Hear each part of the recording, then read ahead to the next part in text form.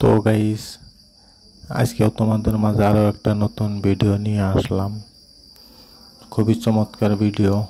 এখানে আছে তোমাদের বাচ্চাদের কানের রিং, খুবই সুন্দর ডিজাইনের, সিম্পল, হালকা ওজনের ভিতরে 2 আনা। এটা 2 আনা ওজনের রিং। এটা ফাটাফাটি তোমাদের 14-15 হাজার টাকার ভিতরে আসবে।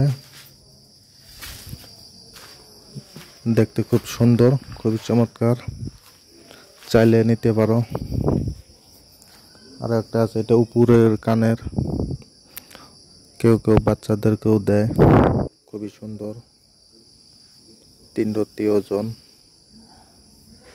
মোটামুটি 4000-এর ভিতরে মেকআপ হয়ে যাব। সবাইকে একটা কথা রিকোয়েস্ট করে বলি, সবাই আমার চ্যানেলটা সাবস্ক্রাইব করে রাখবে নিত্য নতুন ভিডিও পাওয়ার জন্য। সুন্দর সুন্দর ভিডিও আমি দিব, নতুন নতুন ডিজাইনের, চাইলে দেখতে পারবে। সবাই সাথে থাকবে ইনশাআল্লাহ।